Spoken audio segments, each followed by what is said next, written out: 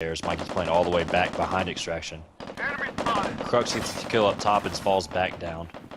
So I like what they did when they put more people. I would not have put 3 people up top, and I would not have stopped. Crux is up against the side pillar trying to see Mikey, who he knows. Bauer has now rotated in. He's playing lower glass, and Rokas is playing around the stairs of west stairs. Stopping ruins that whole strategy, because then Rokas can get in whatever spot he wants. If they push and just kill him, they get such an advantage. Mikey plays chairs, Dragon plays desks. You can get like bird's eye views. Mikey's gonna nade Liquid. Kill him. Oh no, he's got him. He's got him. They know last guy was up top. Crux is now main T. 3-1 situation. Does Crux have it in him? Oh, he sees one.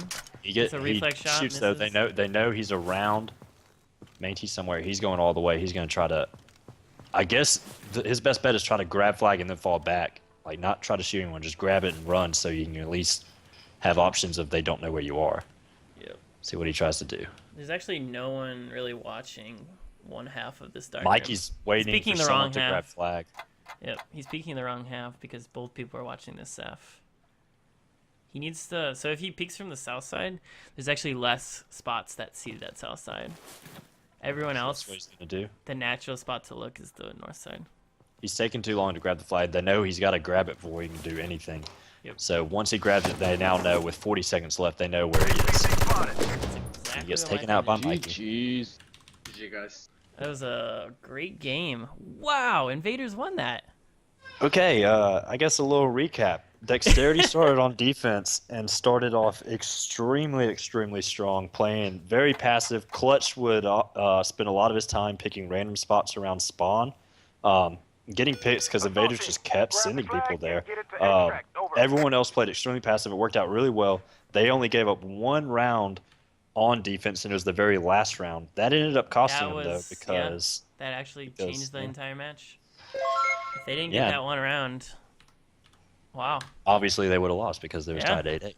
But it was the very last round on Assault, which was interesting. And then Invaders were able to respond on their defense, not giving up a round until, I believe, until they were down 1. I think at one point they were at game point and they won 2 in a row. Oh, no, I think they tied it up. They tied it up completely and lost 1 and then won 2 in a row. Yep. That was quite the match. They played. It's they not played what I it wanted a little more because aggressive. it was so defensive sided in this specific match. I know as well as the whole Ice Nine teams does not think that this map is defensive. So I think maybe it was just the play styles of these teams made it a defensive map. But wow. Very enjoyable to watch and cast. Yeah. That was interesting. A lot of different strategies by both teams, different play styles. They would switch it up occasionally on rounds. It was interesting to see. Yeah. So iNv takes it for week 4. I think that makes them still undefeated. They're the only undefeated team. So they'll go to a 4-1. Ice Nine's at 3-1. Dexterity goes to 2-2 because we beat them. NX, I think, still only has 1 loss. I'm not sure how they'll do in their match. But, yeah, I think this is a 7-week season. That was week 4, so we're getting close to the end here. Next week, I believe, is Crossfire. Yeah, next week is Crossfire. It's completely different from this map. You want to say anything about it? Yeah, it is. It's really small, and there's a lot of open roofs and open doors and windows, and... Lots of nades. You can set nade any location from any location. And so if you put your work in and learn your nades, then...